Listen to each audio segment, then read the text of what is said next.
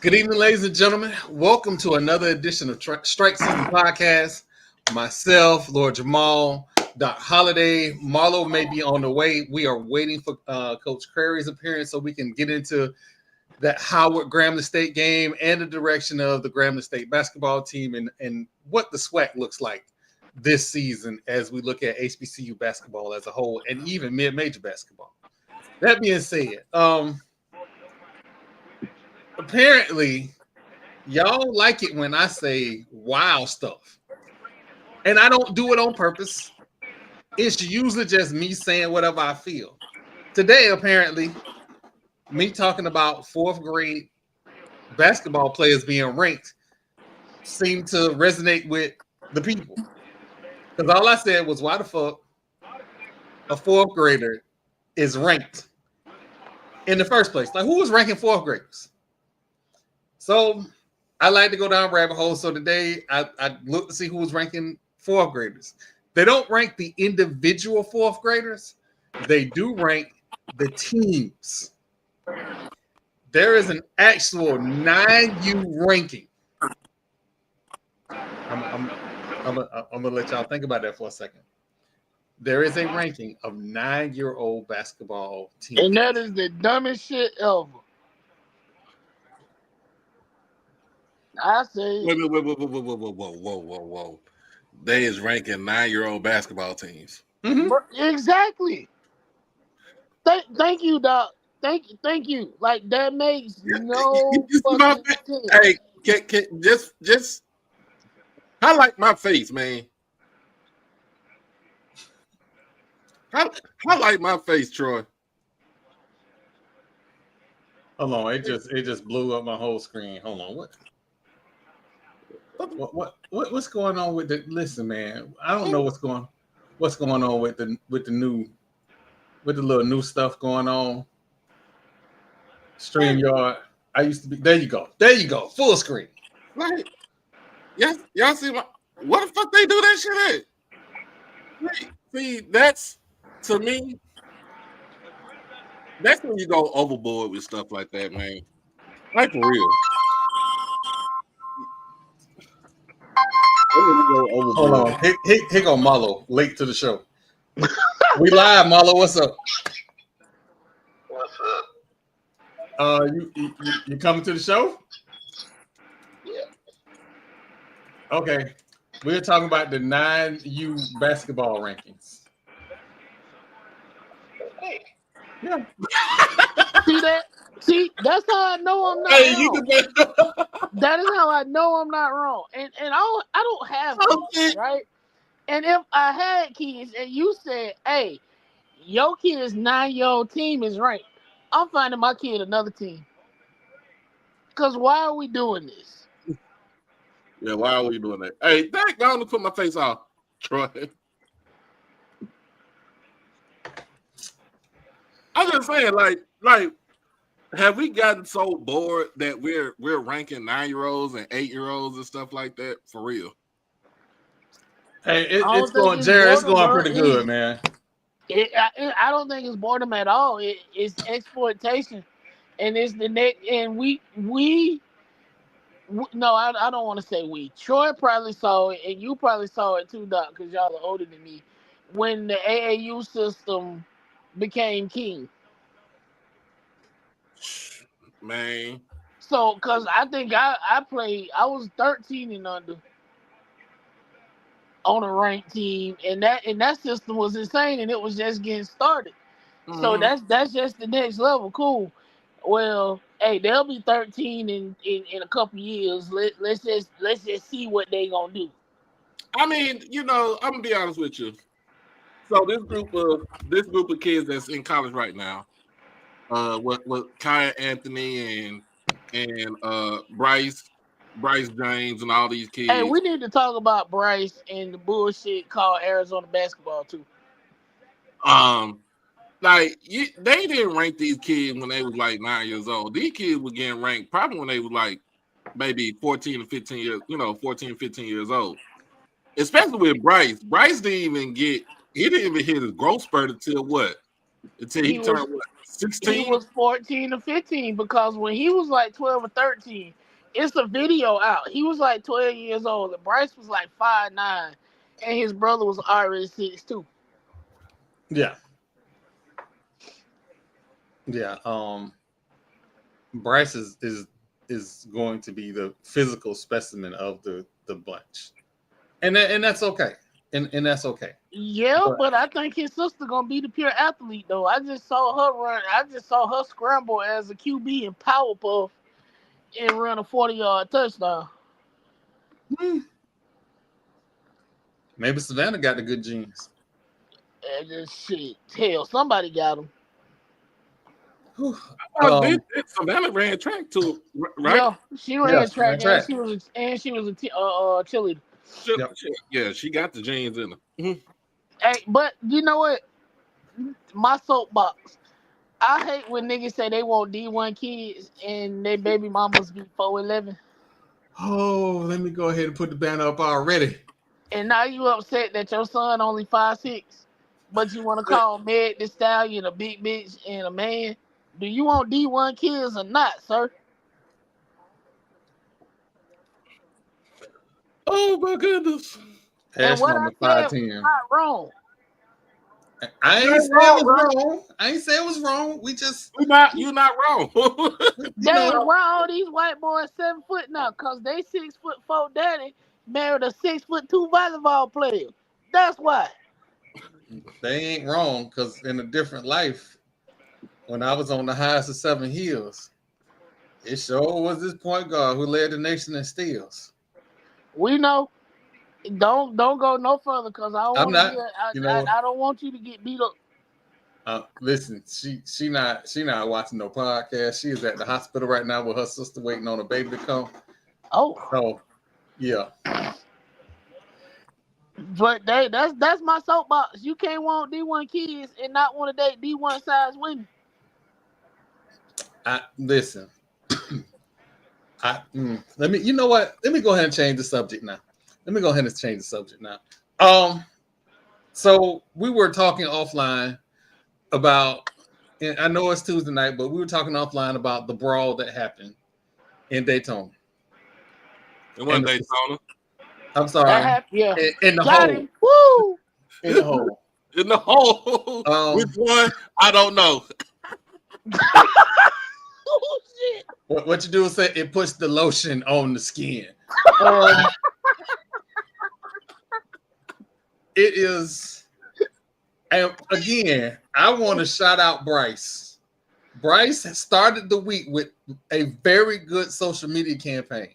It was probably the best social media game lead up we've seen all year. If it is anything from that school that should make its way to Tallahassee, it's Bryce. Oh my goodness. How about? Hey, first and foremost, Mr. Washburn for that school in Daytona, number 11. Ooh, 11. No, not number 11. His name is 11. He is 11 from now on. That man was he was squabbling out there. When I say squabbling, somebody put a battery into his rocket pack and he was out there swinging on everybody. Hey, was he the one that threw Buddy over the bench? Pretty much. It is I know he got 3 games. I know he did. He got 3 games. They got number 2 games left. Yeah. That's the shit. And he gonna be over there in a hoodie and some Crocs. Hey man, I think he gonna be out for 1 game and he gonna be back for the Florida Classic. Hey, we smoking that Wildcat pack this weekend.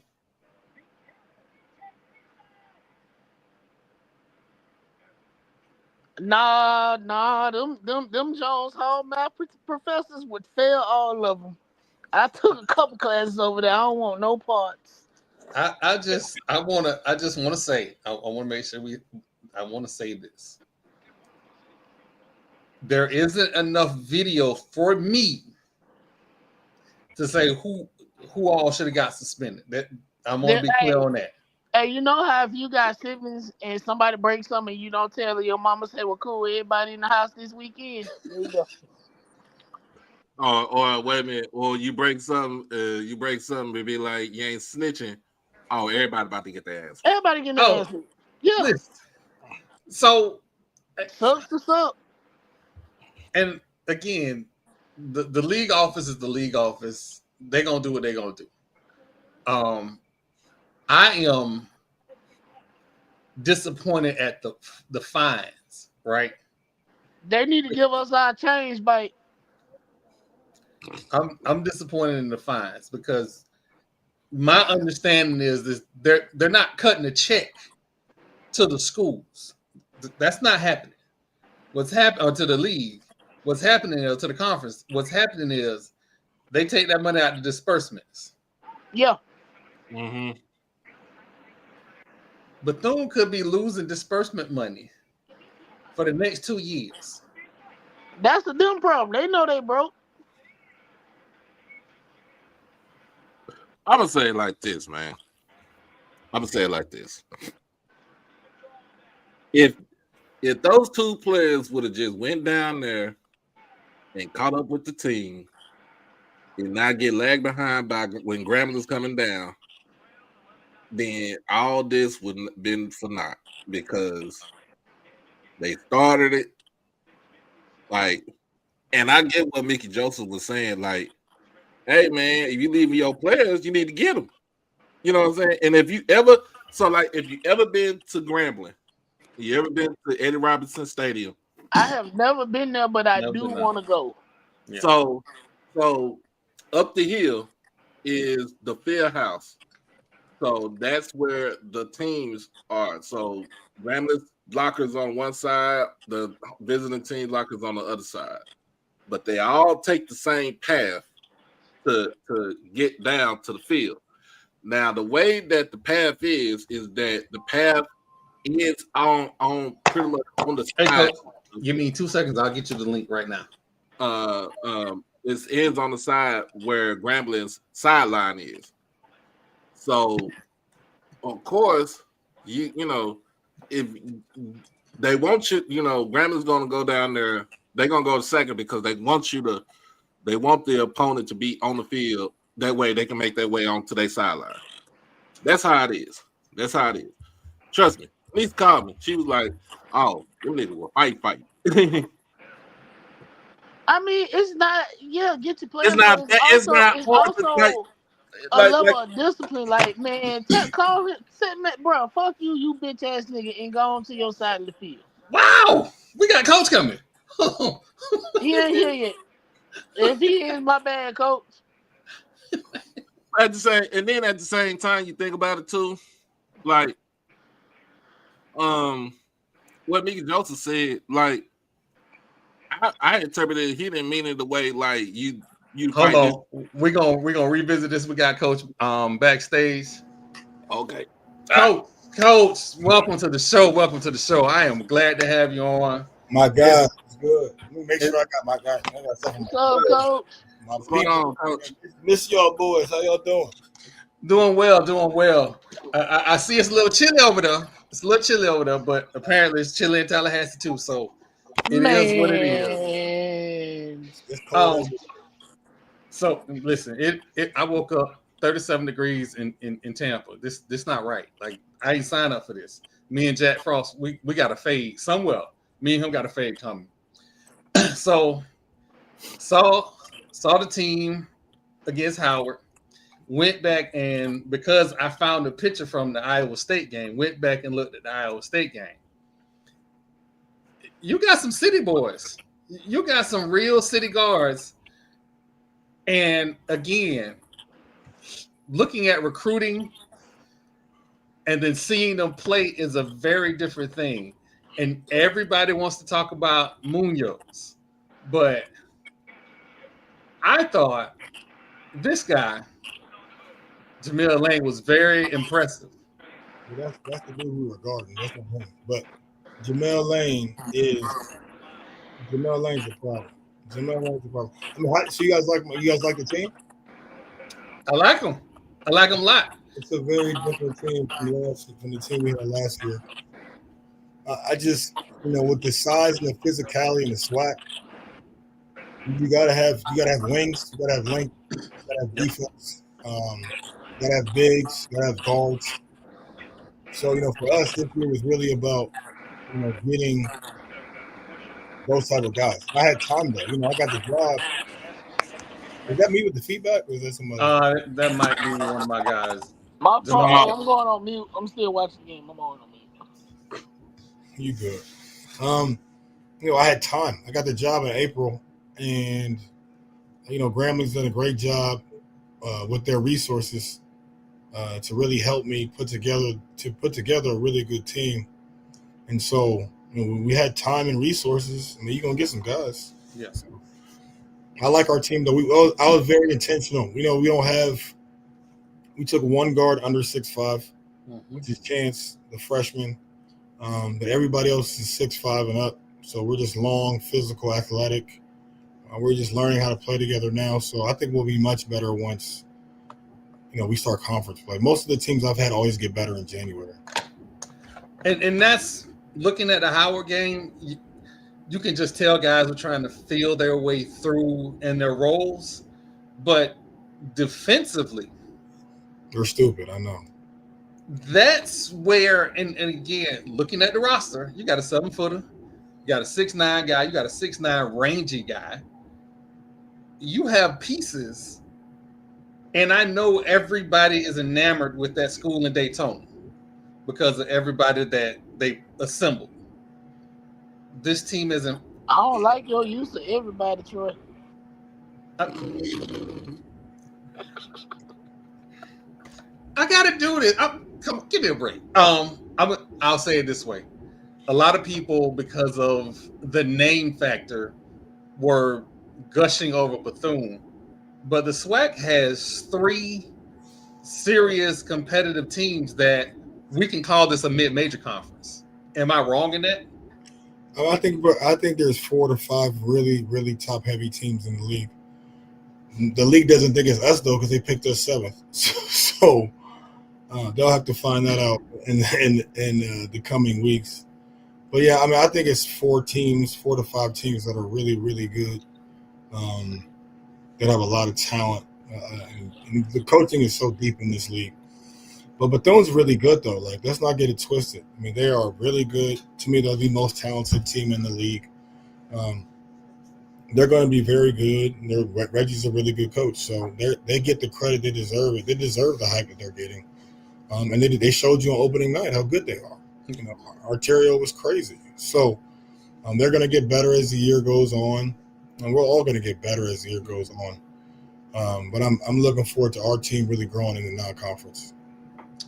So I ask you this all the time, and I know you don't like to single out one guy, but through camp up to now, what's that one guy that nobody's paying attention to that people should pay attention to as the season goes on?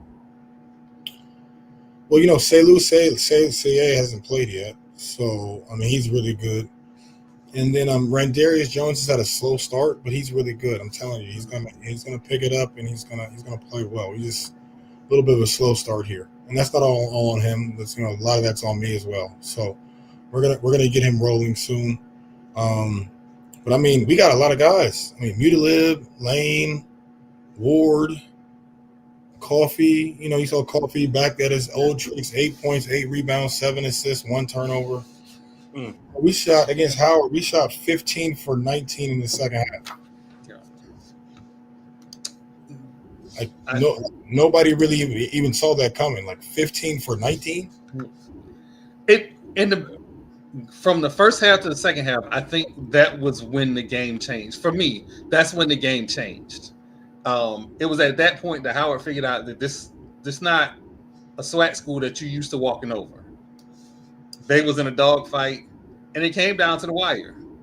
Yeah. And we are early in the season. We haven't hit conference yet, and you guys are playing this well defensively. The sky's the limit for the SWAC at this point.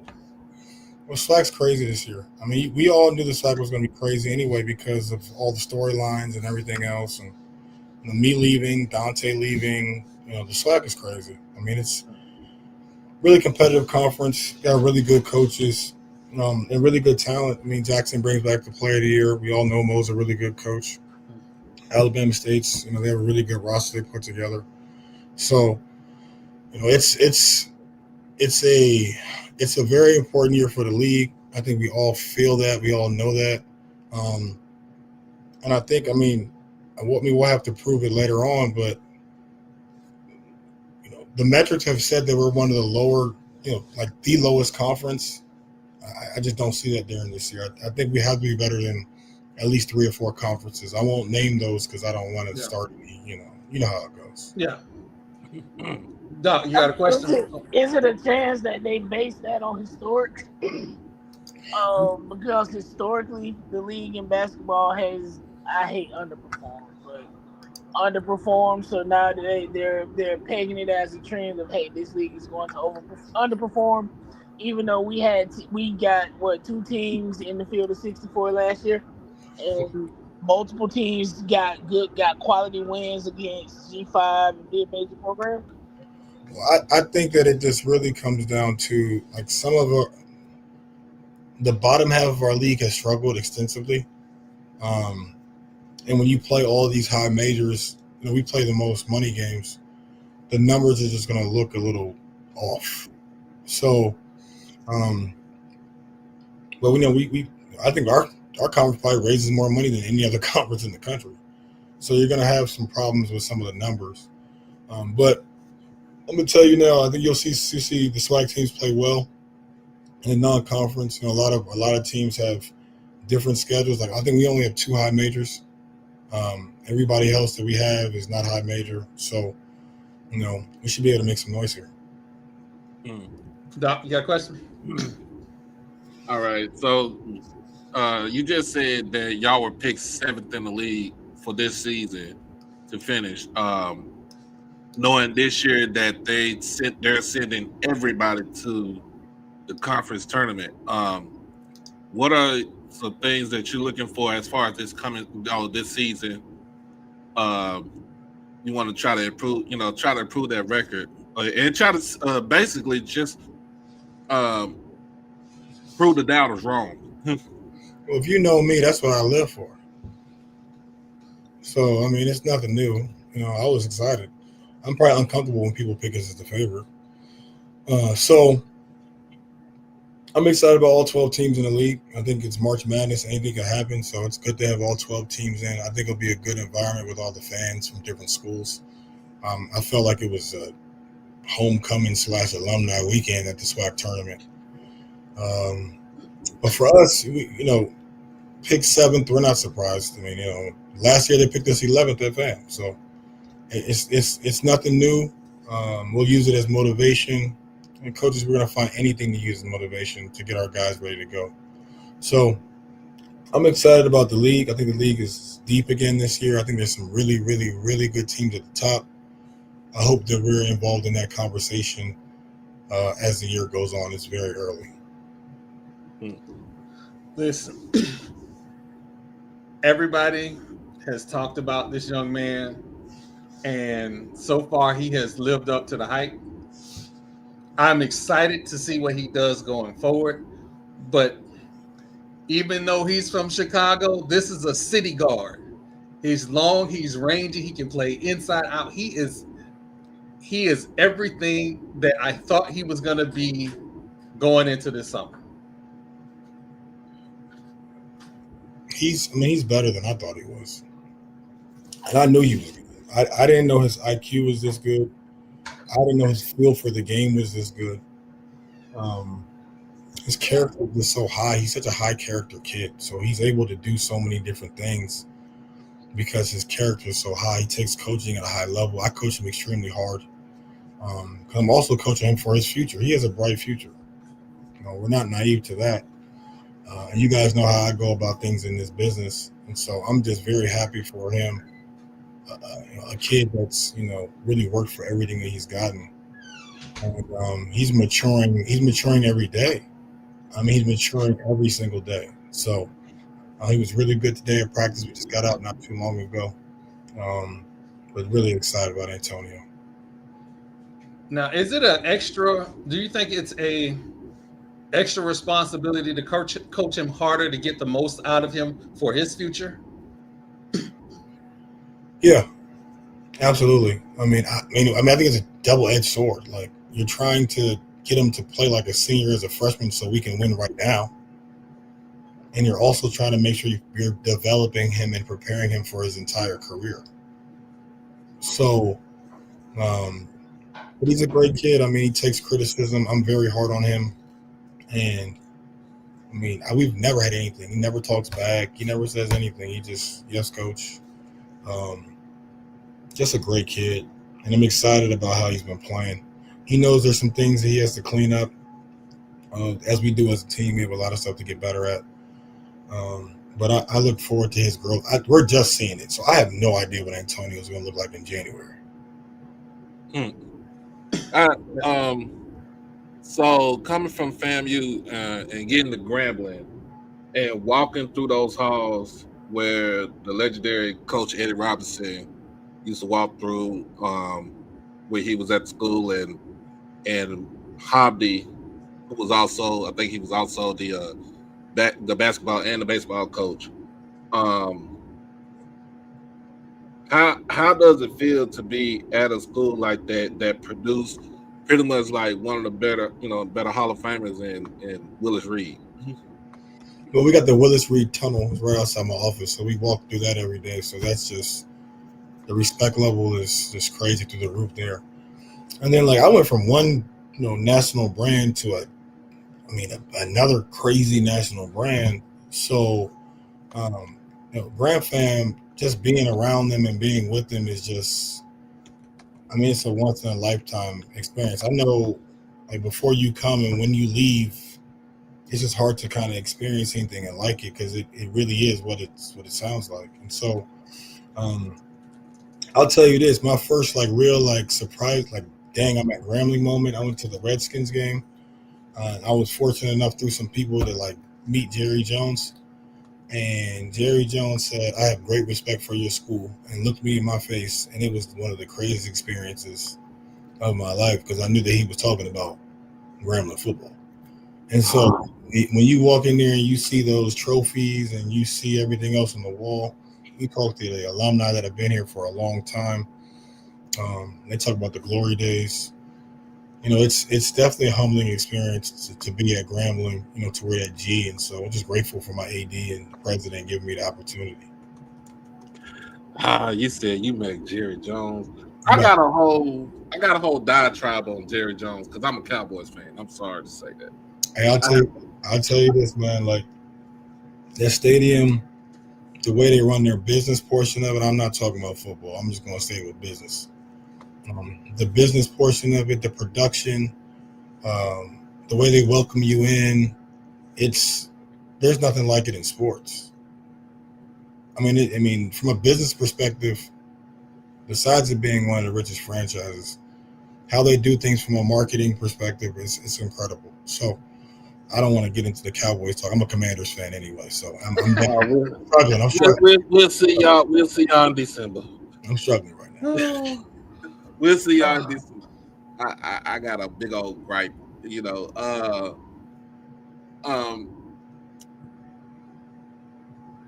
With the other coaches, have you interacted with Coach Joseph or Coach Simmons? Of course, Joseph, my man, just like me and Cozy talked last week. I'm always trying to get with the football coaches, make sure that we're good, because nobody really understands what you really go through besides each other. And then I love Simmons, and Simmons is right across the hall from me. Me and Bridget, cool. I was at the Howard game, the Howard FAMU game, to see Bridget, on Saturday. So it's just typical fashion. I always try to really be close with the football coach, just because you kind of go through the same stuff. And then the women's basketball coach, we're not out here with a crazy practice facility, so you got to work them times out. So you got to make sure you're good. Shoot around times are good, and it's just good fellowship. It's better for the office. It's better for everybody if you guys are all working together. So you can't be on. It's never us versus them. It's big family over here. All right. Finally got Liv on the show. Finally. I'm not trying to come on and steal Pat's, steal his attention. Listen, we are a family here, and to be honest, listen, Coach was the first one at FAMU to say, "Hey, I'll come on the show." So we always gonna show him love because he was the first one. You got any questions for Coach Liv? How do you continue to move forward? You know, you have Southern Miss coming up this Thursday. So how do you continue to build off, you know, that win against Howard and just move forward to progress towards conference play? We had a 2-hour film session just now, and the first hour and a half, we told them how terrible they played. So, I mean, that's how we move on. Like, we're focused on the things we need to get better at, which is taking care of the basketball. You know, playing together for a longer time period, not just the second half. Also, you know, some things with our defense that we some communication gaps that we let go that shouldn't have happened. So in that 2-hour session, 15 minutes was data, just the facts of what's happening. I'll probably say 10 minutes was good, showing the highlight plays and the assists and tough plays at the end of the game. But the other hour and a half is really just me talking about how we're just terrible at this and that and that and this. And so we had an excellent practice today, and it was really based upon the things that we didn't do well. We know what we do well. Like everybody does. It's loud. Like our defense, our length, our athleticism, our shot-making ability, our size. Like we know what we do well at. It's the things that we don't do well at as at this point in time that we're growing and learning each day. And we needed that Howard film to really show them, like, hey, look, this is what you can and cannot do. Just blessed that it came with a win and not a loss. Anybody else got questions for Coach before I let him go? Have you ate at the chicken spot down the street? Which one? The one at the gas station or the one? Yep, the one at the gas station. It's fire. I've been there. I could only go there one time though because I was finna fall asleep before practice, so I can't do that again until late. But yeah, I've definitely hit the J&J gas station. It's like that. So y'all, y'all come to Grambling, I'll make sure y'all taken care of. Oh yeah, I'm only how far? About 4 hours away. My niece go to school there, so we got to go get her and pick her up and drop her off and stuff like that. So, of course, I'm going to try to catch y'all. Oh, I'm definitely making a trip out. All you had to do was say gas station food. If you follow the channel, I am with the gas station food. Every time I'm in Birmingham. Freeway too. It's right off the freeway too, Troy. Right off the freeway. It's good too. And we about to get a Buc-ee's next year, so. Buc-ee's, yeah, we getting the Buc-ee's in like 5 or 6 months. It's over with. We get that Buc-ee's, it's over with. Is it in Monroe? Is it gonna be in Monroe? It's gonna be in It's gonna be in Ruston. Be right here, like 5 minutes from the school. From Ruston? Oh snap! It's over. It is the only reason. Buc-ee's is the only reason to go to Daytona. That's the only reason to go. That's all I'm saying. You ain't lying. You are not lying about that.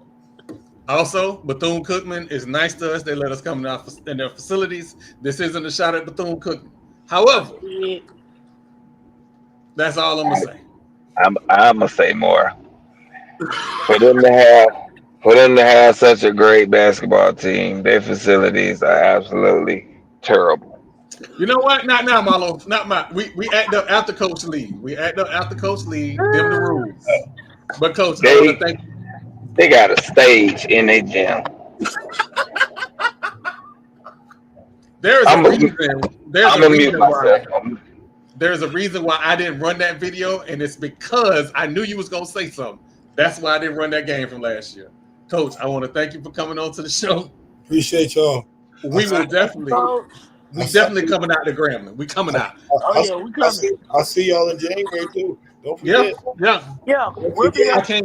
I can't root for you in January. I'm sorry. Hey.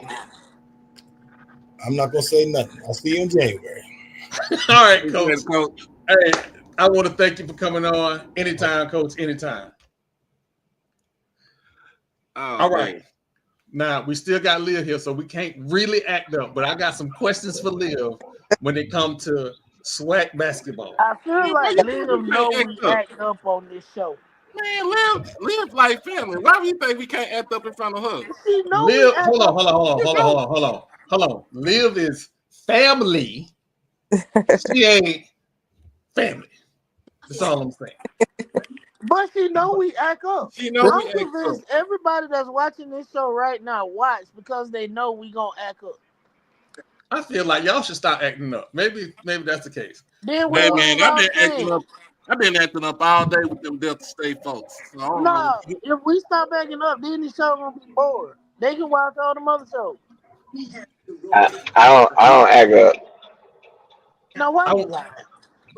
Liv, I really want to ask you an honest assessment of Florida State men basketball, but I'm not gonna do that because that would mean that I might crash out. So I'm gonna let this cup pass. Go on and crash out, Troy. Game not over. Go on and crash out, Troy. Go on. Nope, not gonna do it. Listen, we got business to do. This is the only time we're gonna get Liv on because she is a rock star. Don't get it twisted. She is a rock star. Gotta ask you about first the men's basketball in the SWAC. Mm-hmm. We talked about Bethune-Cookman. I don't know what Alabama A&M has cooking, but they have a really good coach. Yeah, I think the additions that Dante added to everyone that went with him from Grambling were really key pieces. So Passis, the French white guy on his team, can flat out play. He was such a great addition next to Kentavious Dozier because it took pressure off of Dozier to be that 20-25 point scorer every single night. So it's Kin's not having to force his shot as much because he has Dozier next to him.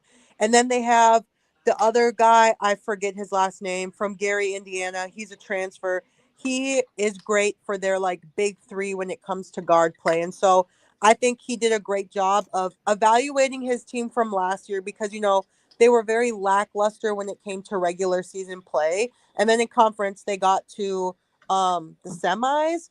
But it was like everyone through conference play was like, what is happening? This is not the Grambling we're used to seeing. So he went out and got key pieces to add. They will be at the top of the SWAC this year for sure. All right. So that's another team that I'm interested, but I don't know about. Alabama State, we know what they did last year. Yeah. Coming into this year, there wasn't a lot of fanfare around that team. And I feel like after what they did last year, that may have been a disservice to them. Mm-hmm. Who are their key pieces? Are they an upper echelon team this year, or did they take a step back? I think the reason that there wasn't a lot of attention around them was simply because they lost so many pieces. They lost 3 people that accounted for over 75% of their scoring. So that's why everyone was just kind of like, where's the direction of this program? Then you had some players who went in the portal and came back. I would say throughout their early signs, it's still a lot of the players getting adjusted to each other because they did get out and get a lot of players. But Micah Simpson, who is a returner, will probably be their most prominent scorer just because he's used to being in Madlock's system. He didn't shine as bright last year because he was behind their big 3 guards, but he'll definitely do it. Like tonight, you were right. You said, what's the line on Alabama State's beating UAB right now, and Micah's he's doing his thing. There's less than 3 minutes left in the game. And so I think with Alabama State, it was just a lot of question marks on what was Madlock bringing back after losing so much. So I think that's why there wasn't just that attention. Now, I know when I ask this question, it is going to disrupt the podcast, but Reggie Theus has put together a monster squad. How do I want to say this? Are they legit a 2-win tournament team?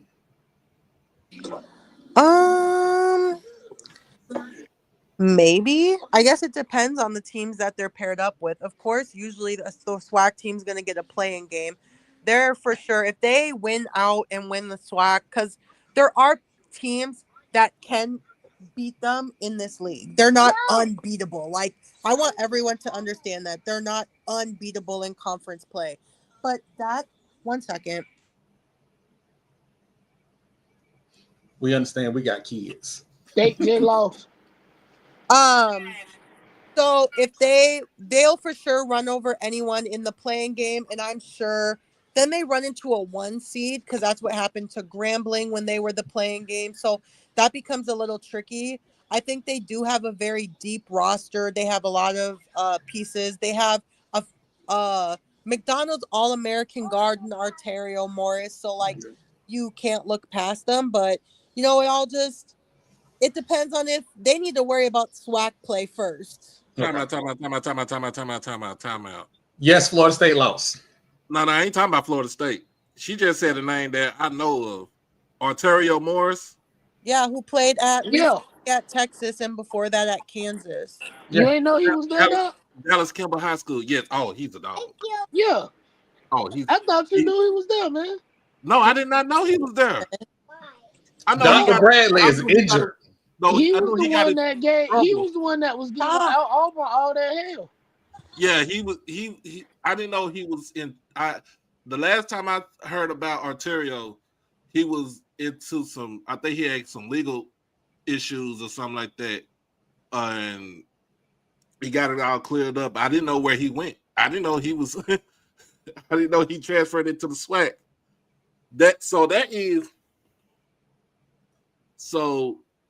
That makes 2 McDonald's All-Americans in the SWAC.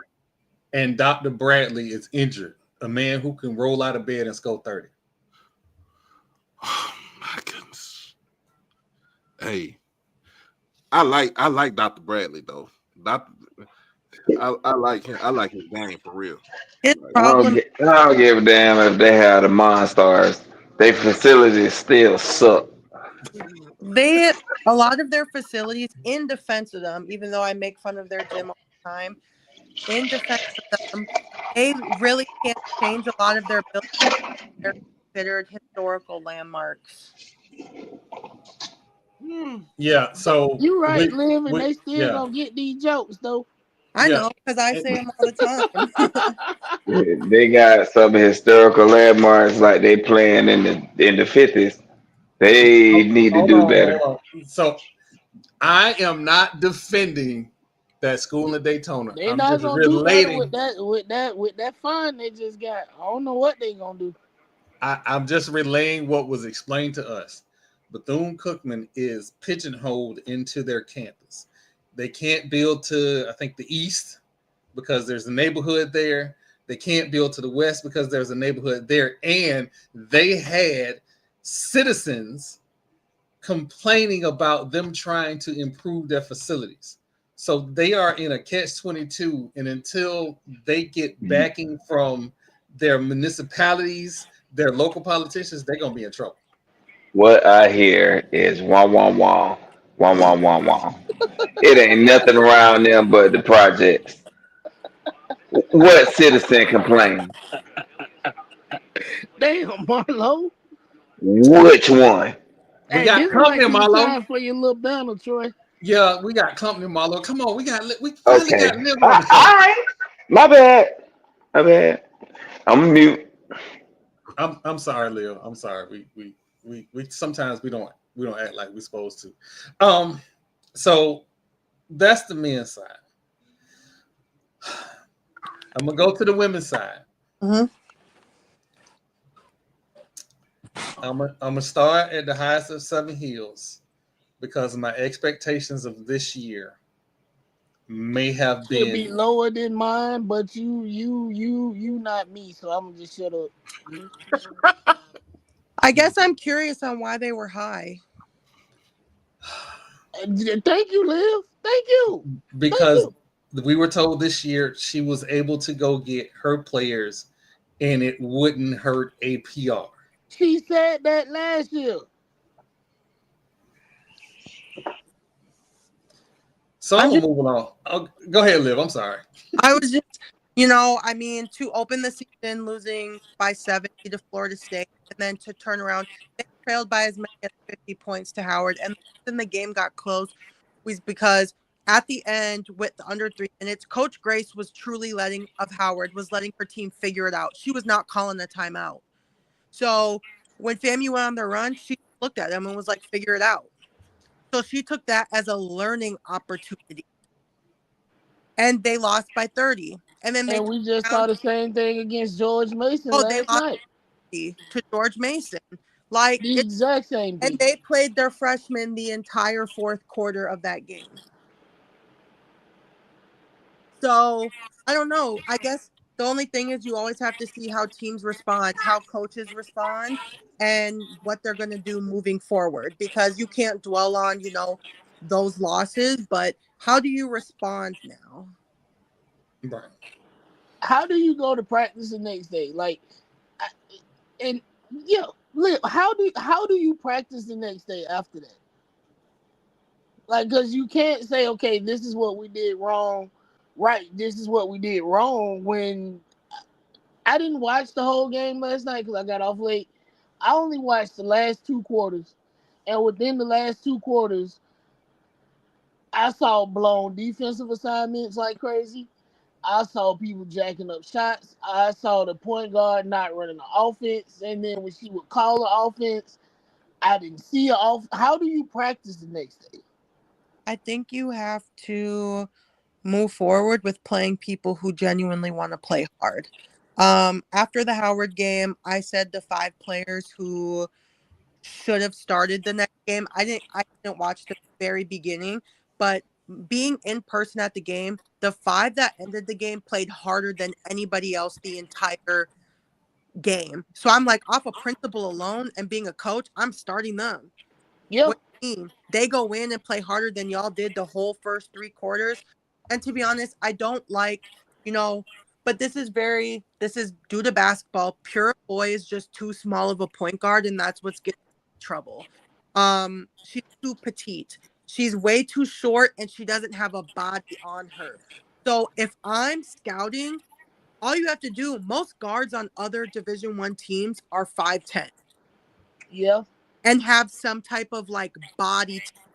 She can't. They take up space. Yeah. Correct. And so that's why teams are pressing like that. She can't over the press, can't use her body to get around it.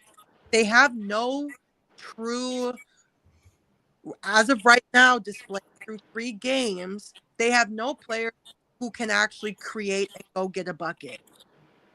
Isn't that the problem we had last year? Correct.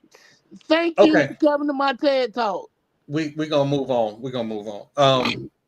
So from the bad, I'll go to the excellent. Mm-hmm. Coach Leak at UAPB. I'm sorry, Arkansas Pine Bluff. Arkansas Pine Bluff. Is she a top coach? Because no, maybe is the roster. Oh wow, is the roster that good, or is Memphis? And I mean that very respectfully, but they won 3 games last year, so I'm not calling her a top coach in anything. I think India Bowen, who she went out and got out of the portal, was a tremendous get for her. And to come out this season and beat Memphis was a great way to start. I think they still have a lot to show and prove throughout play. Do I think they're going to be better than a 3-win team than they were last year? Of course. But no, if we're talking about the best coaches, Ty Grace has to be at the top of that list. But great start for UAP to come in and not get blown out the first game and win against a power conference, a high major conference on the road. So clearly I'm thinking completely wrong. Who are the top teams in SWAC on the women's side? I think we always have to give Southern their respect. If you look at the history of Coach Funches, he has a 700 win. I think they have a type of that doesn't. because they're very defensive minded. But I do think he built a roster that is going to compete to repeat. So I obviously put Southern up there. I'm going to give them the respect they deserve. And then I think Jackson State. I think the same 5 teams who were finished at the top 5 are the same 5 teams that are going to be there this year. I think Coach Margaret Richards did a great job recruiting. I'm such a fan of their freshman post player. I've tweeted about her multiple times. She is going to be, her footwork is already tremendous. And that's why I'm so big on true freshmen who come into college and already have those pieces set, because that means the sky is the limit for them. So I think she did a great job. Obviously, we'll see where Texas Southern is at. I was really confused that they only beat Wiley by it was like less than 20 points. So that confused me. But, first game of the season, she could have been trying different things, not wanting to show all her eggs. We can put Alabama A&M in that. And because those 3 teams went to 1 game. We can put Grambling just because their style of play. I know quite a few of these teams are dealing with injury right now already early this season. So, but I think those are the 5 teams who are kind of at the top. And then there's kind of just like everyone else. Like I think there's a lot of opportunities for new coaches to come in and like have a splash season, just because it's like, what is everyone else doing with their program right now? Hold on, wait. Wait, is this true? What? Did your baby sister commit to JSU? Me? That's what they're saying. I'm sorry, you can't see the comment. So the comment was, I think Charles Martin put this comment, has Liv checked out her baby sister committing to JSU? What's that? No, I think they're referencing to that young lady you were just speaking about. Oh, okay. I'm sorry, Charles. It wasn't clear. Yeah. Okay, it wasn't clear. Never mind, Liv. Sometimes I will say though, sometimes people see like light, and I'm not saying this was him, but sometimes people see light-skinned people doing things, and then they just like, I get told I'm related to so many people because they claim we look alike. Yeah, he just cleared it up. He was talking to the JSU post freshman. Okay. Yeah. She's phenomenal, and she's a player everyone should definitely keep their eye out on, because she has the building blocks already that she's shown like great upside in just their first 2 games of the season. Ooh, Alabama State he hit a 3. I'm a liar. Okay, they're up 1 with 5 seconds left. Sorry, I'm multitasking. It's okay. I understand. We all are, because I'm watching this Grambling UL Monroe game too. So where those refs are cheating, because they always cheat there. Yes. Oh, they absolutely are. Yeah. Like, Grambling is down 19, but it's not a true story of what's going on in these games. I was watching, and those refs, it has not been equally fairly called at all the entire game. 100% agree. Okay, so I guess some people want us to talk about MEAC basketball, and I'm gonna start with MEAC women's basketball. Mm-hmm. Is it Howard and everybody else this year, or are there other teams? Howard and everybody else. I would say right now, the way Howard's playing, they're showing as the best team in HBCU basketball by far. Coach Grace in year 10, this is her 10th season at Howard, she went in her bag when she went in the recruiting. And when I say like this team looks so good, like I'm not exaggerating, I'm not lying. They just hit on both ends of the floor. They have so much depth. They have, a versatility in the post, versatility at the guard spot, and they have multiple guards who can create for themselves and for others. And I think that's the key spot. So when one player isn't doing that, they have 2 other guards who start who can, and 2 that come off the bench that can equally do that. So I think it's very special for them. I think for Norfolk State, they still have, they opened the season against number 12 Ole Miss. They play ranked Duke tomorrow, and they've played D2s. So I think we need to just see them against, some non-top 25 program teams and some Division I competition to truly evaluate their roster. And I also know they're missing a key piece to their roster right now due to injury, but I think it's Howard, then Norfolk State, then everybody else. And Howard plays amazing defense too. I saw him in that first game. Like, they play physical, hard defense, and if you don't, like you said about Pure for, if your team or your guard don't have no weight on her, she gonna get moved out the way against Howard. Really. And just so everybody knows, Howard on November 15th plays Elon. They play VCU on the 17th, and on the 20th they play Monmouth. So, and I would not be surprised if they won the majority of those games. Yep. I said I would not. They could outside of like referees home cooking, I would not be surprised if they won those games at all. Go ahead, Liv. I said they could win their next 4. I think their next big competition is against. I said they could win out 4-0 until they play Purdue. And I think they, if they handle business, but for sure the next 3 games after they won tonight against George Washington, that they can go 3-0 for sure. And they just cracked the mid-major top 25 today. Good for them. Hey, E, go ahead and just send me the link. Go ahead, and this year the Johnny Black program is not going to be $50. We're doing $20 this year. You said 5 last week. You know what? It is. It's 5. You're right. It's right, because I'm looking at this. Howard would have me $100 in the hole before we get to December. So it's $5 per PWI win, and we already. Oh, jeez. All right.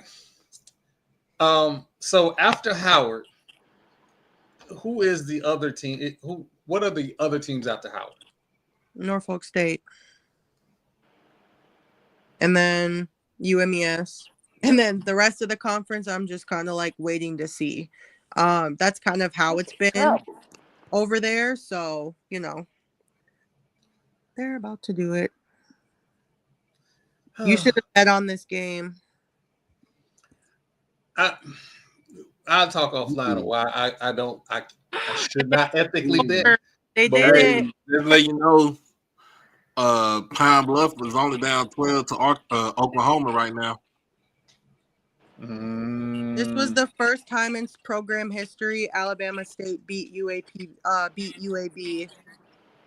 Yep, 77-74. Again, let's go SWAC. No, listen. Finally, the men want to do something. The women been carrying. Yeah. This is the men's first Division I win against a non-HBCU team. All the other wins have been against NAIAs, D3s, or that US whatever league. This is the first Division I win that wasn't each other. Come on now, Pop. We can't be doing that. We're not gonna. If they win, we're not gonna call them nasty nicknames like the boot skins. We're not gonna do that. You just called them the boot skins. You know what? Just called them boot skins, bro. Boot skins. We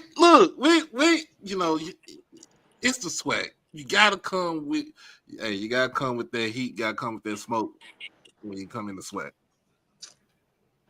It's a school in Daytona that's crying right now. Don't start. This ain't Thursday. Don't start. We got Liv on the show. Hey, but number 11 was swinging for the Fanks. But as soon as Liv get off the show, now your EBT team lost. Go ahead and crash out when she gone. Again, you can't go get a D2 player and tell me he's a star from Tampa when I'm in Tampa and I ain't never heard of him. But I digress. We're gonna get back to MEAC basketball. On the men's side.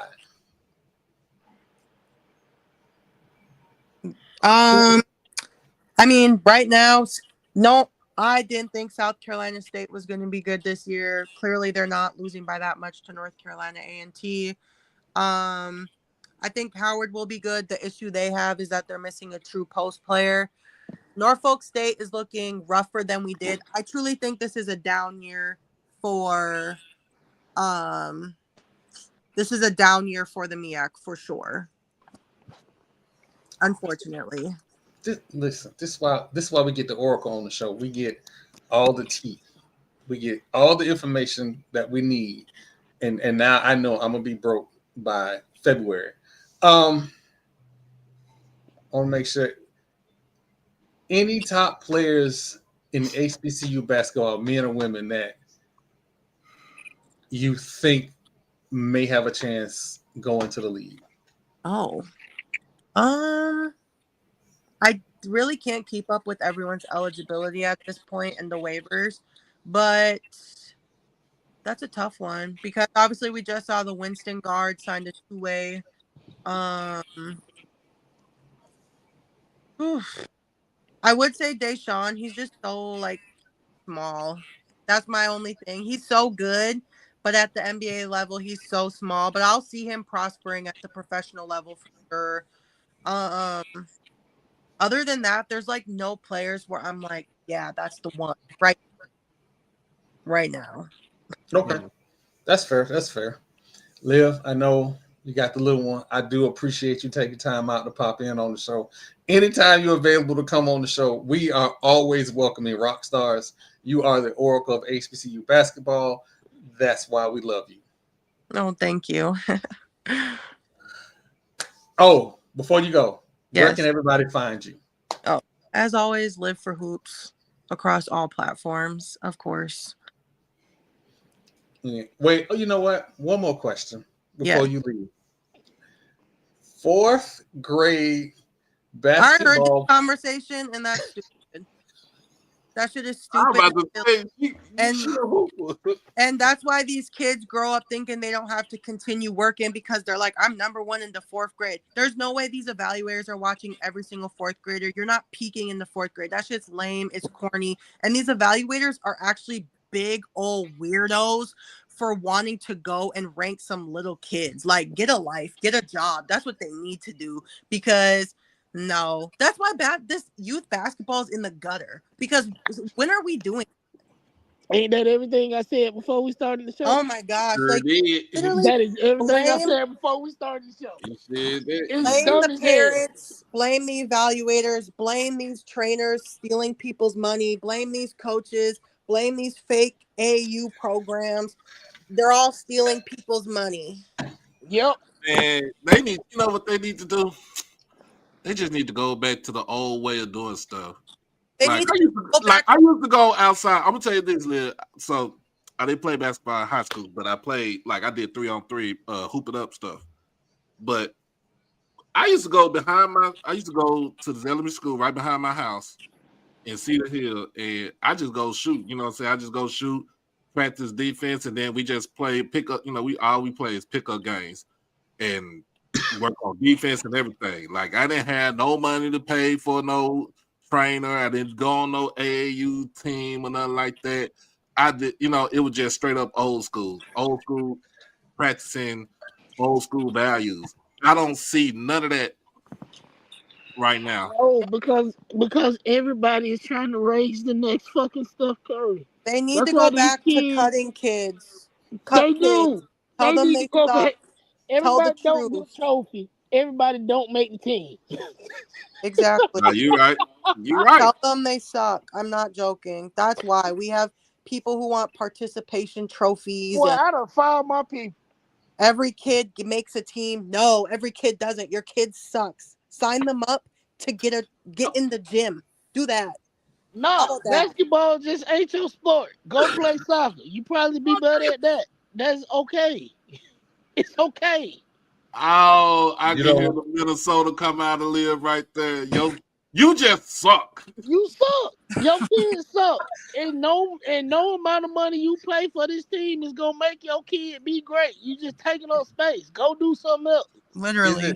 It is definitely our platform that we invite guests onto the show and have them crash out Again, that's fucking stupid. Again, if listen. I ever had a kid and they say, "Hey, Mom, your kid's team is ranked," I'm finding my kid a new fucking team. They ain't. Why the fuck does this matter? You know what? But listen, if we got Liv crashing out, we got to get Zach on the show, and we got to get Zach to crash out. It's only fair. It is only fair. Zach crashed out last week on. Liv, I want to thank you for coming on the show again. I do appreciate it. All your knowledge is always appreciated. Definitely appreciate it. Whenever.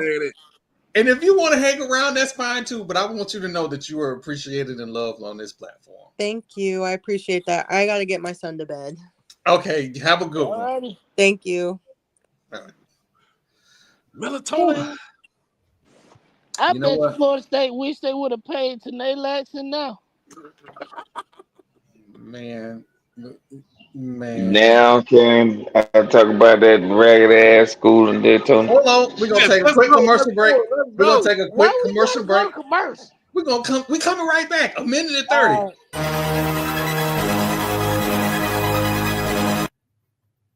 I want to say from the bottom of my heart, fuck Michael Irvin, fuck Dwayne "The Rock" Johnson. They ain't got fuck Willis McGahee. Fuck Dennis Erickson. Don't even have nothing to do with that school except Michael Irvin. And he's just a cheerleader. That's it. Fuck Ed Reed. He don't even work We already say that. I don't give a shit. Everybody at ABC, you've been saying that. Look, and I'm trying to be, I'm trying to be the good guy. I am. Marlo, he didn't say for Jimmy Johnson. He didn't want to say that. Oh no, it's fuck Jimmy Johnson. It is most certainly fuck Jimmy Johnson. Fuck Jimmy Johnson and his hair. You violated. You violated. You need some Tums. He violated. He violated. I didn't violate nothing. He violated. All that damn hairspray. Nobody don't need that much hairspray. Not nobody.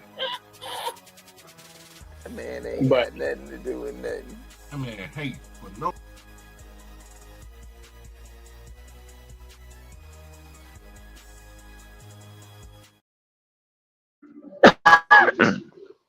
I just felt like since we was gonna start a segment off, we was gonna start it off right. So Marlo, you wanted to talk about? You might as well put up your disrespect segment before we get started. Oh man, all right, okay. You know what? Wait, I don't have that. You know what? I don't have that on here. God but this it's a different show. Different show. That's the third show. All right. The disrespect segment is every time we own you. Now, Marlo. Well, I just got some real valid questions. Marlo, I got a question for you before you go on your diatribe. Yes, sir. What did you think about that fight on Saturday night? No! Why? I think it's a beautiful thing. We ain't gonna never be monetized. I think ain't nothing wrong with standing up for yourself. And I really don't know who this kid number 11 is. But hey, nothing. Everything this episode tells me that kid is from Miami. He was fighting for his life. Everything. Cap is off to you, look. The force was strong with that one. you could ask some of the other players over there on Grambling side. Well, this is my whole thing with fighting in football. If anybody was involved in a fight and they had the helmet off, they just was extra stupid. There is no fight in football that you should be in that you had your helmet off. I don't care if you running in from the sideline. None of that makes sense to me. So basically, it would just No, be no, he from the crib, Marlo. I knew it. I knew He he from from the Tampa. crib. He from Hey, Clearwater. He from the crib. He went to Tampa Tech, didn't he? He from Clearwater. He went to Calvary Christian School. Woo! oh, that was some He was on for that was Tampa some Tech. pent up. He was on for Tampa Tech. Maybe that's the pent up aggression right there. That No, he was was on some for Tampa Tech. They told him to come over here and play football. Oh, that was some pent up. Y'all ain't finna make me go to mass no more. No, not ever again. I'm no. throwing all the hands. This one's for Mandela. Listen. All I gotta say is y'all can stop with light skin jokes with him. Just it ain't worth it. Oh no, we want to talk about the light skin Joe. We was committed, like God damn. That man was throwing people around like he was a kindergarten teacher playing duck duck goose. He You know what? he basically said, "Fuck them kids." Fuck them kids and fuck the AD too. Have y'all seen Waterboy? Yeah. You see other people's faces on people. What you say about my mama? He was having flashbacks.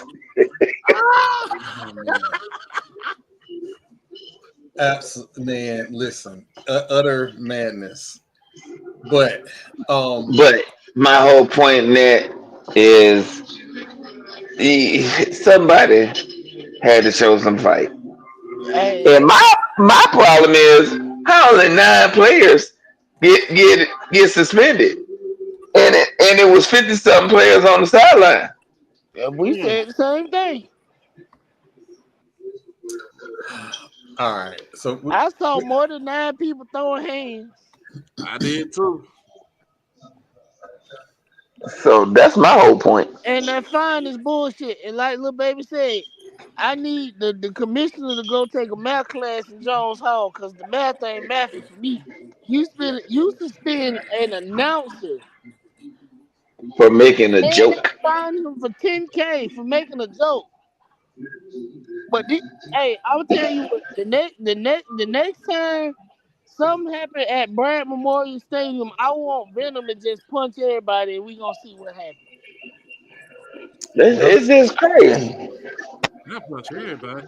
Yo, just start slapping people and let's see what happens. Slap everybody. oh wow. Okay, so basically what you're saying is Joe should have slapped somebody instead of got it. All right, Yeah, he might as well. Hey, he might as well just left the press box, walk down the stairs, and slap Eddie Robinson. Eddie Robinson Jr. and figured out what was gonna happen next. Yeah. Okay. And he probably would have been back for in time for homecoming. That is Probably not. in like 5K. But hey, who's counting? So we gotta figure that out though with the fine, like with the amount of players. You know, you seen Grambling got 18 players suspended, some like 18. Multiple. And That's crazy. I mean, you fined them 40,000, but I understand the reason why you fined them 40,000 because it was the more part of it was the remark that Coach Joseph said. But like I said, I did not take what Coach Mickey said as far as like to start, to be violent. Like he was saying to me, I'm gonna be honest with you. I just think he said we gonna fight disrespect with disrespect. We gonna disrespect you on this field when we beat y'all and send you on your way. No, I think Mickey meant what the fuck he said. I mean, but it could, but like I said, it could have been. And the field was not inferred. I mean, we could get to. I mean, at the end of the day, you could say, well, yeah, they were fighting. Yeah, we gonna fight you with the disrespect. But then too, we gonna beat you with disrespect too. So I mean, shoot, they beat them. They beat them, sent them on their way, and I know they staying in Jackson this week. It puts the lotion on the skin. Now we're gonna move on. Because we got a baseball story to get to, and we got to get to that news that broke this week that Lawrence referenced to. Actually, today that Lawrence referenced to. So Major League Baseball now also has a betting scandal. What? Wait a minute. Hold on. Didn't these motherfuckers ain't learn from Pete Rose? No, this worse. This worse. Pete Rose ain't sent no text. So Cleveland Guardians pitcher Emmanuel Clase and Luis Ortiz were indicted on charges of wire fraud and bribery for allegedly rigging pitches to help gamblers win prop bets. And what do we mean? So gamblers were making unusual bets on first pitch balls. Pitches was going into the dirt. And wait for it. These motherfuckers were sending text messages to people back home. Wait, who we talking after the game? Where like the Dominican or the Dominican Republic, and I forget what other one is from. But yeah. Wait, who we talking about now? The Cleveland Guardians pitcher Emmanuel Clase and Luis Ortiz. Oh shit! Yeah. They need to deport their dumbass. They get millions. Both of them. Not no more. They was getting millions, but listen to this. The alleged scheme resulted in at least 60,000 in winnings for gamblers. Let them motherfuckers hold $60,000. This is what happened. They got tired of them asking them to borrow money, so they said, "Well, I'm gonna give you a bet, a surefire bet. You can put as much on it as you want to. Don't ask me for no damn money no more." And then what happened? But they need to deport their dumb ass. We don't need that level of stupidity in America. We got that covered.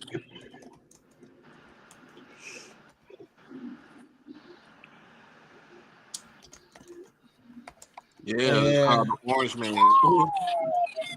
Well, again, that's gonna be an interesting story to see how that unfolds. I do want everybody to pay attention to, with all of these gambling allegations going on, HBCU world is not untouched. Nope.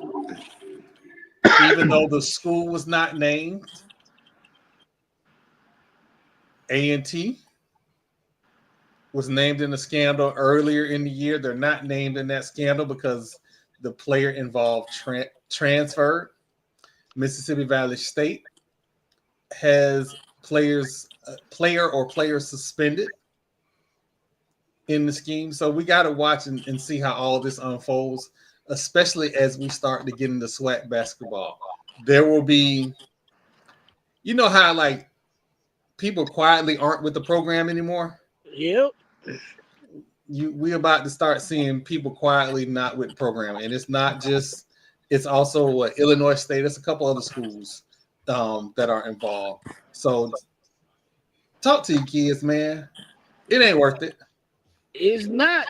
Honestly, I think that might be the only thing that I agree with. I agree kids should get paid, especially when schools and Nike is profiting millions and millions off their likeness. I believe it. But gambling, I absolutely draw the line at gambling. Because how do I know you missed this free? How do I know that you missing this free throw wasn't on purpose? Yeah. Well, but the terrible thing is, gambling there's so much money being made from gambling on these different universities and different professional sports that they have literally opened Pandora's box. They have. Like when there's that level of money in it, it's different. Ain't no going back. They just got to figure out how to. At that point, So, a story that Lawrence wants us to get to, and we were going to get to it. We will not be able to get into the full depth of it. I will be calling around tomorrow to find out what I can about this story. What, Kentucky State? Kentucky State.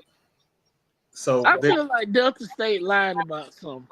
Don't ask me why, and I could be very much wrong. So I'm gonna say this, and this story was brought to me. I've seen it. Was it either Stephen Gaither or BJ Jones? One of them, but BJ posted it with the first one. I saw. BJ posted. Yeah, okay. So BJ posted the first time, and then Stephen is picking it up. So he's doing his extensive research. So. Well, Mr. Lawrence over here, he's with me, so we always talk about Division II and stuff like that when it comes to football and everything. But Delta State had one job to do. They had one job to do, and that was to beat Valdosta State over the weekend. You beat Valdosta, you in the play, you get an automatic qualifier for the playoff or however they do it now. And you won't even, like you said, you won't even have to play Kentucky State. Kentucky State got a contract. Well, it's not even Kentucky State. It's the SWAC. The SWAC has a contract with Conference Carolinas to play, to play a game with one of the teams from that conference. Where it's now because you have two teams in the SIAC that was over 500. Where basically they're gonna those two teams are gonna play two of the teams from the Carolina Conference. That's the reason why Kentucky State is going to play Shorter University, and I think it was if somebody else is getting ready to play. Edward Waters should have played in it, but they lost that. You know what I'm saying? They lost their last game. So this was to help them go to this is the help to get a second or third team into the Division II playoff. Okay, so I want to make sure I get this correct because I'm new to D2 football playoffs and I'm learning. So two conferences aligned and said, hey, let's help more of our teams get into the playoffs. We'll add an additional game, even though we have a championship game going on. We'll add an additional game that will boost the rankings of our other team to get another team into the playoffs. Is that what I'm hearing? Yeah. That's what it sounds like. It's what it sounds like.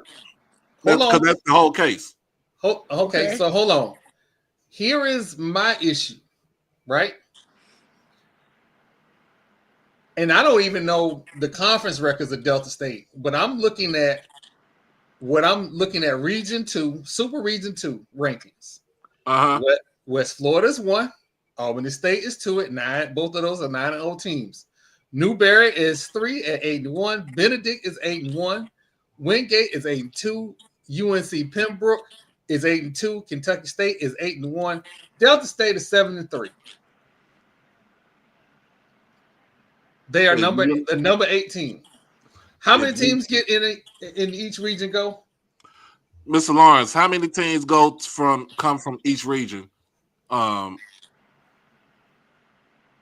Automatic qualifiers and what's the other thing they call it? At large. At large. Because all you had to do, all Delta State had to do was just beat god dang on Valdosta. You won't have no issue. But because 8 overall, 4 automatic qualifier will go out. Okay. So the thing about it is, hold on. Wait, they in. What are we doing? They in.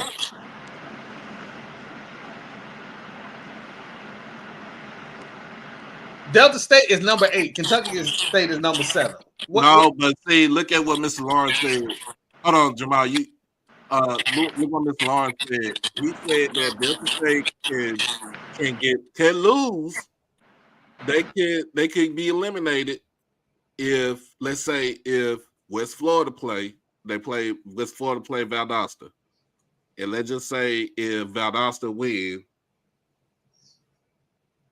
Delta State is out. But he also said Carson Newman or Emory and Henry would win Saturday, which will also eliminate Delta State. Okay. I see what this. Okay, I see what it is now. So they're trying to make sure they stay in, but they're gonna get eliminated unless they beat Kentucky State. Unless they had to play Kentucky State. And I think I'm gonna tell you, I'm gonna be honest with you. I'm gonna be real with y'all. Kentucky State could have went down to Delta State and beat the brakes off them boys. I need to. Again, what did I say when we started this? Delta State is lying about something. So Delta State don't want to be the bad guy. Let's make ain't Kentucky State HBCU? They certainly are. Let's make the niggas the bad guy and say they cancel. Man, stop playing with me. It will be my mission tomorrow when I get done with my work to find out if this contract was canceled 2 months ago. That is what a birdie put in my ear. That is going to be the answer that I'm going to be seeking tomorrow. And by Thursday's show, I'm either going to be able to tell y'all, hey, that contract was canceled 2 months ago, or it's inconclusive because nobody's talking, or that wasn't true. No, but on Thursday, I fully expect Kentucky State to come out swinging tomorrow, especially the AD, because what you're not about to do is fuck with me and the integrity of my school and my child. That show is on Twitter crashing out too. Kentucky State to come out fucking swinging tomorrow. I met the first Kentucky State person ever who got on Twitter today.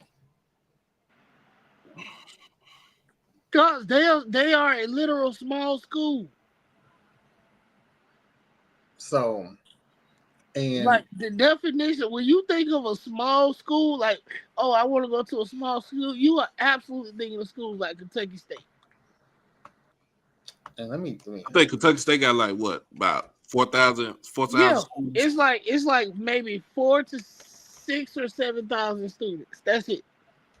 And it's a nice campus. It's a nice school, though. Yeah, but it's just small. And honestly, I love my FAMU, but sometimes I wish I would have went to a small school because that shit. It was 10K of us there when I was there. My God. I can't say that because I went to SFA and they had about 13,000 kids there. And I'm like, right. Oh. And when you went to Jackson State is what, about 10K with fam? Nah, when I was at Jackson State, when I went to Jackson State, it was like a little bit over 7,000. See, small school. So yeah, North Greenville versus UNC Pembroke for the Conference Carolinas automatic qualifier. So basically, the game between Kentucky State and Shorter University is going to get whoever wins that game gets the at-large bid or something like that. And that's bullshit. You knew you couldn't beat Kentucky State.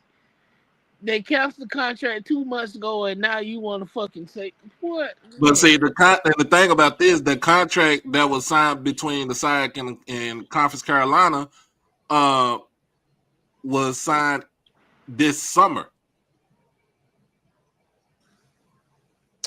I got questions, but but here's the thing: if you want to, I'm sorry, Troy, but here's the thing: if you want that extra game, you want that 11 game. Won't y'all just D2 just go to 11 games? No, they don't want to go to 11 games. That's the thing; they don't want to go to 11 games. No, they don't, because they want the opportunity to have that game to say, "Hey, look what I did." Committee let me in the playoffs, or give me what I want. If you mandatorily go to them 11 games and they lose that 11 game, they fucked.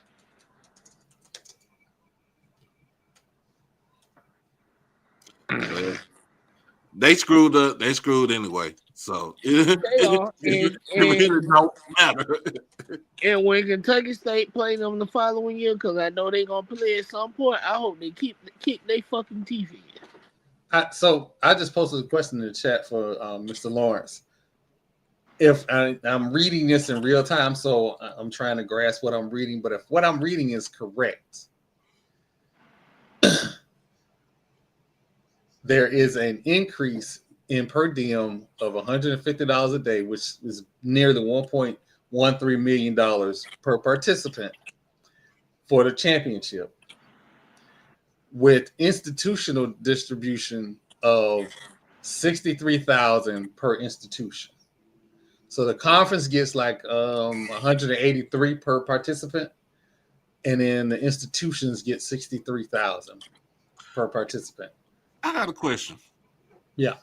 How many teams are in the Gulf South Conference in the GSC?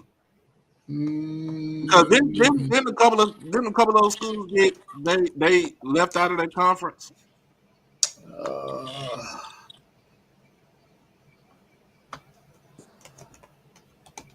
Because I know about West Florida, so it's 4 teams. Okay, so what were we talking about? What are we talking about? It's 4 teams in the Gulf South Conference. Yes, UAH, Auburn, Montgomery, Christian Brothers, Delta State. Well, I don't think these are football teams. Lee, Mississippi College. Yeah, they got more teams, but I don't think all of them. Most teams are for the conference. Okay. So, again, I think the teams that are left are not football playing teams. They're probably basketball playing teams.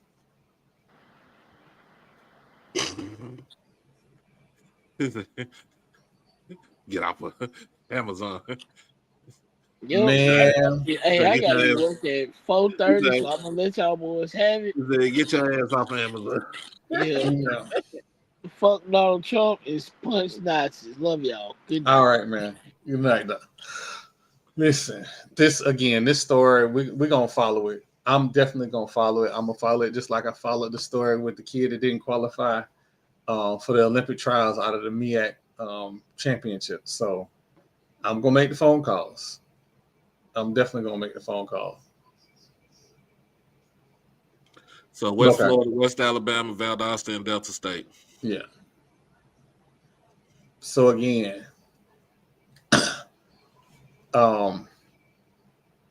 this story, there's gonna be more to this story. I know it is. Just there's a story got legs when people start like whispering to you, "Hey man, check this out. This story got legs." We definitely gonna check and see. Man, this story got legs, arms, and start running on our ass. Now, the goal is not to piss Doc off, but we got to talk about it. Oh, let's talk about it. At 10:15 today, the Dallas Mavericks fired scapegoat Nico Harris because, and I quote, the owner said that after speaking with fans, they were going to right the situation. And the situation is the trade of Luka Doncic. Now, before we get into this, I want everybody to be clear.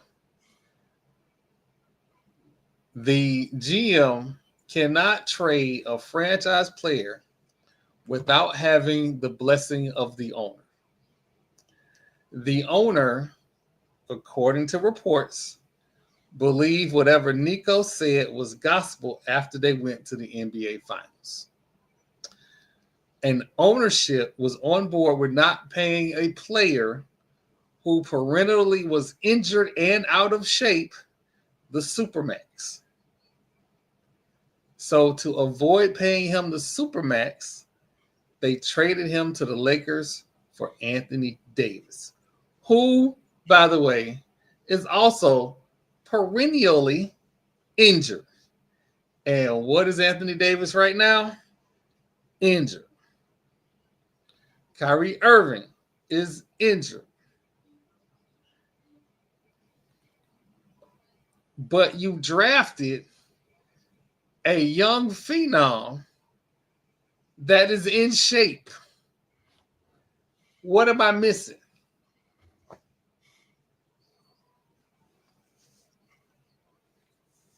Well, I don't know what you're missing, but I can tell you this is that the slow start that we had and with how he put the roster together, it was bound for him to get the can. Where they should have just put him out of his misery earlier this year.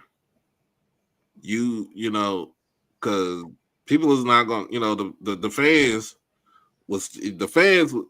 gave him, they gave him the benefit of the doubt, right? They was like, okay, we got Luka. Not Luka, but we got Cooper Flag. We got the number 1 pick. So,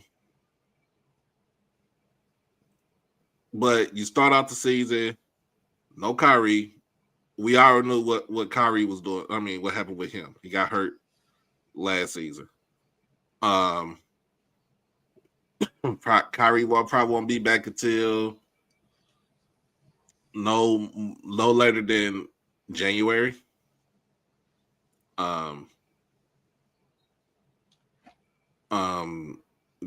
Some other things we talking about, you want to talk about?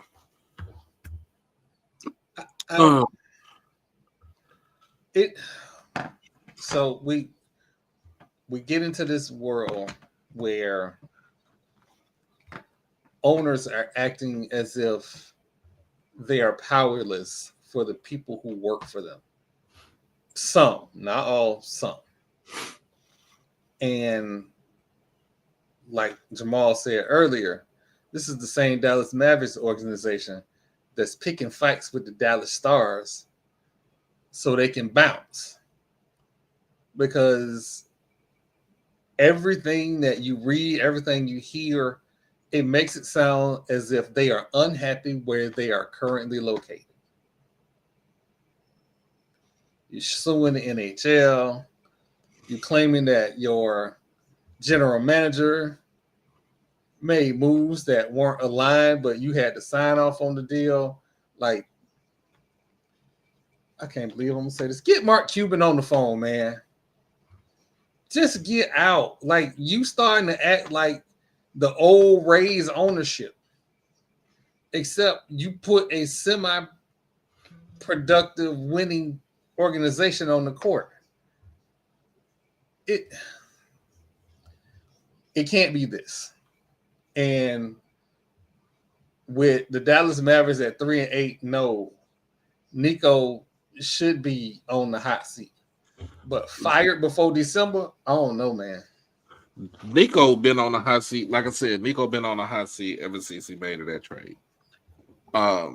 Nico kind of been on the hot seat ever since, he kind of broke up almost. I wouldn't say he broke up the team. He tried to keep he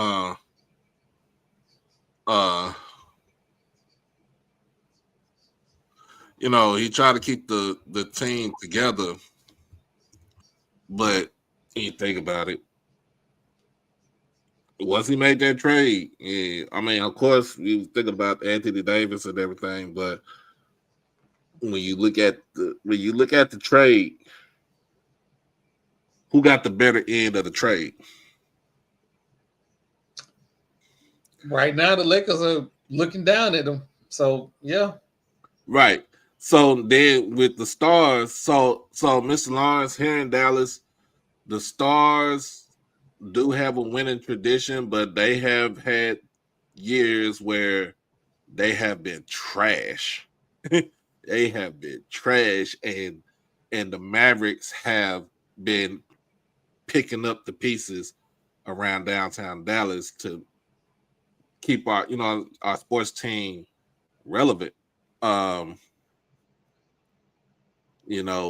the Stars, I would say this with the Stars. The Stars been to the Stanley Cup finals last couple of years. So we just haven't won it.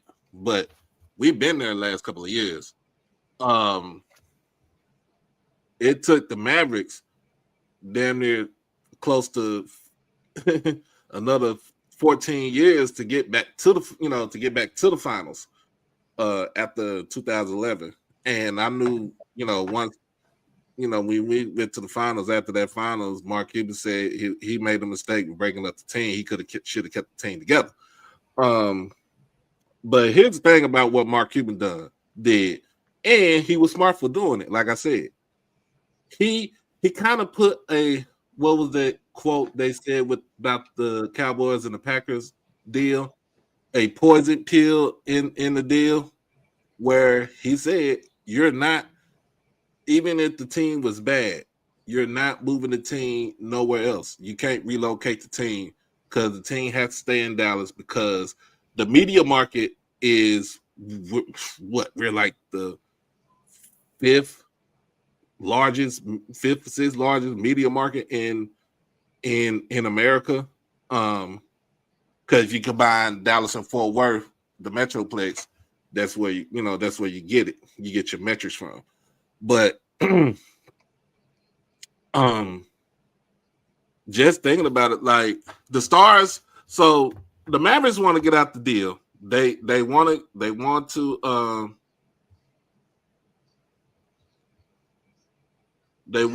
to break the lease. The lease is over with in 2031. They want a new arena, but I always say there's nothing wrong with the American Airlines Center. There's nothing wrong with the AAC. The AAC, it's 25 years old. I remember when it was, when it was first built. And I remember when Mark Cuban bought all the land around it. They bought all the land around it for development, for mixed development, and he built it, and they built it, and it's thriving. The Dallas Wings are not going to move into the American Airlines Center. So what they're doing for the Wings is they are remodeling and renovating the old convention center arena. So that's where the Wings will be playing at. So they will be playing. It's downtown because it's part of the K. Bailey Hutchinson Convention Center. But it's downtown, and you want to keep the teams centrally located. The only two teams that's not centrally located are the Rangers and the Cowboys. But they're in Arlington, so they like pretty much across the street from each other.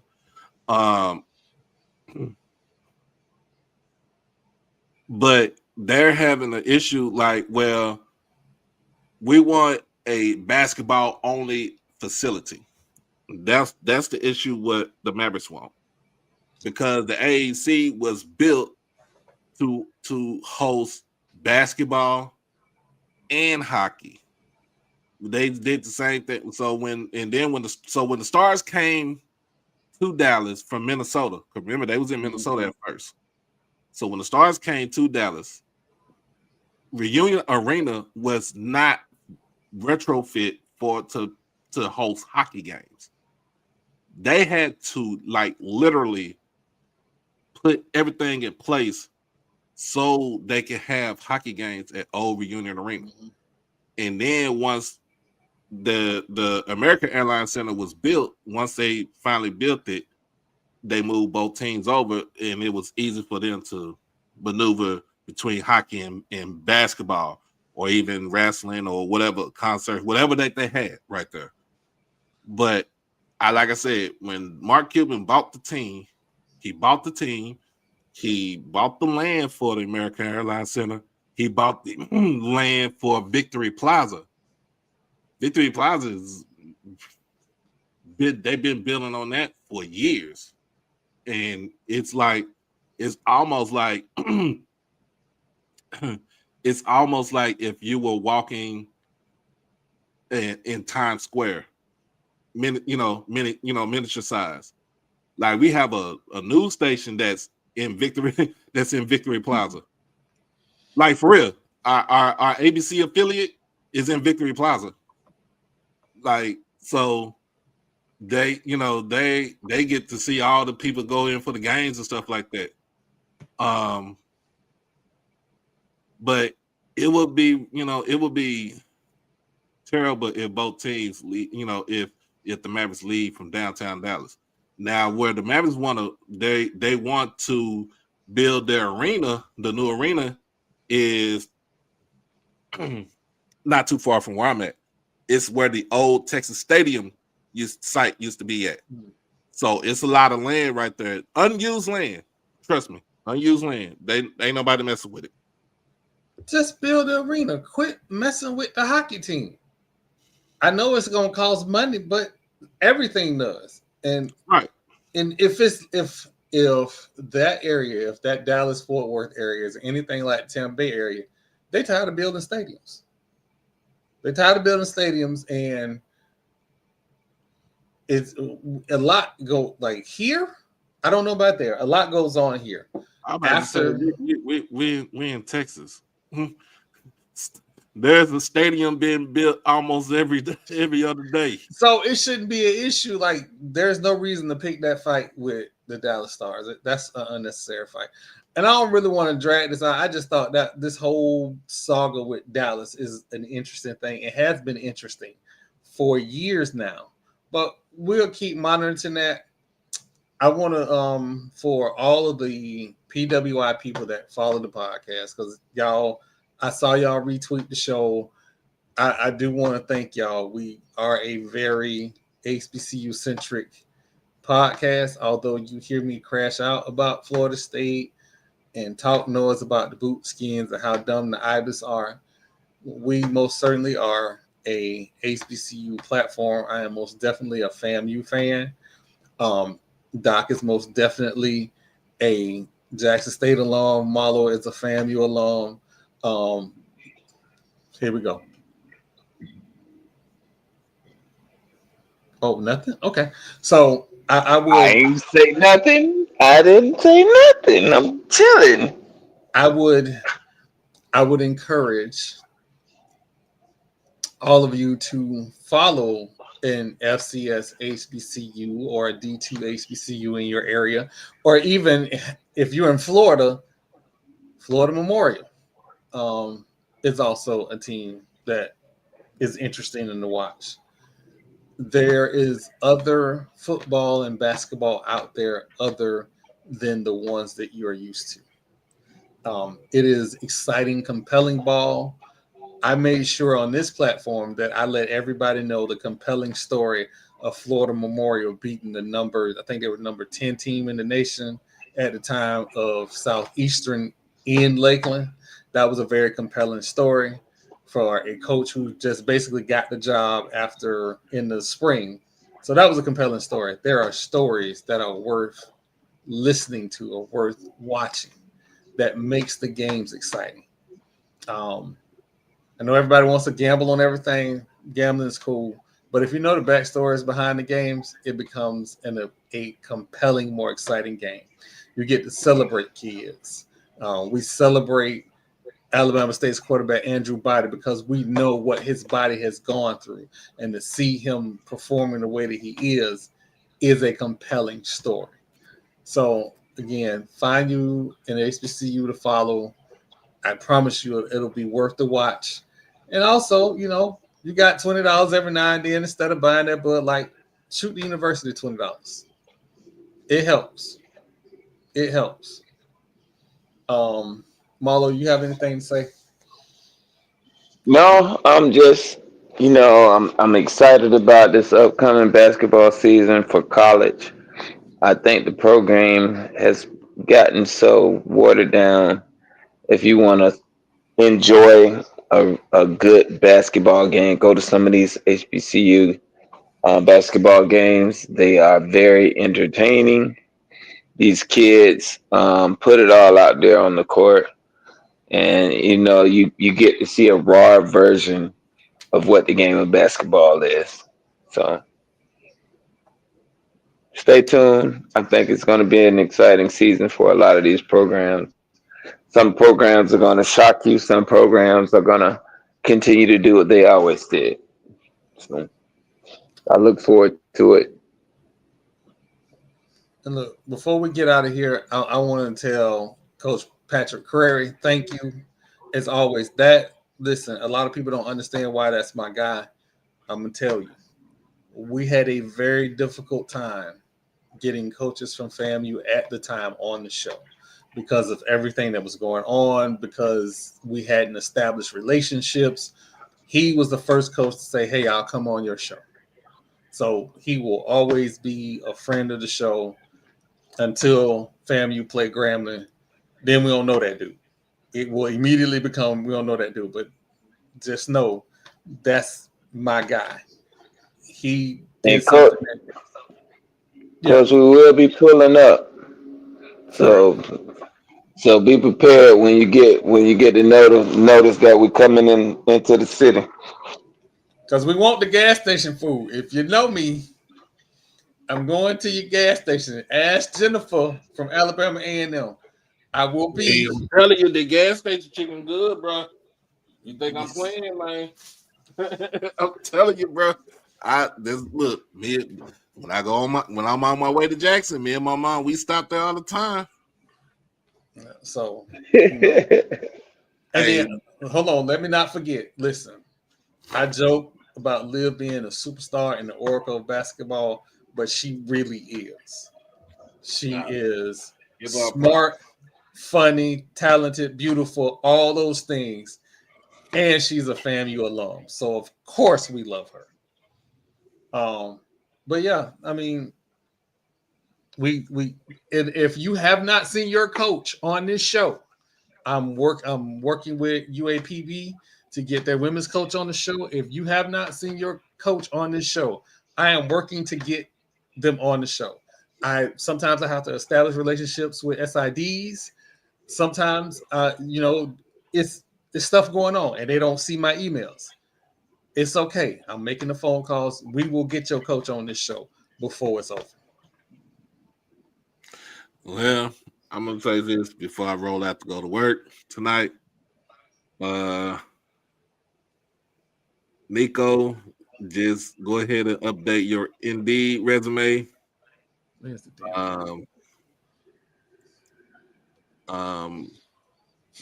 Welcome to Dallas, Quentin Williams and Logan Wilson. It's time to play some real football for the rest of this season. We will be discussing this game on Thursday's show. We will be having that discussion. Also, in the words of my man Marlo, belt the ass on them alley cats. And it's a blackout for us in Jackson. So all my Jacksonians, wear your black because it's gonna be a funeral in the vet Saturday afternoon. And shout out, wait a minute. I'm about to put salt in the wound right here. Shout out to Felton Huggins for getting SWAC Coach of the Year in football. That is why he doesn't have to say anything. Thank you. We'll do all the talking for you, Coach. You don't have to ruin your day with foolishness. You talk whatever it is. I'm not gonna call it foolishness. You don't have to ruin your day with this. When you're ready to talk, you can talk. Because apparently they coach had a lot to get off his chest. I just hope when I make them phone calls that contract was valid and this game wasn't canceled 2 months ago. So we'll see. Again, I think we had up to 90 in the building tonight. For everybody that came by the show, thank you. For everybody that watches the podcast when we're not live, thank you. As always, hit that subscribe button, hit that like button, go to HBCU Overdrive, hit that subscribe button, hit that like button. As always, tell a friend to tell a friend to tell a friend. Strike Season Podcast. Man, we out. Shout out to Josh. Happy birthday, brother.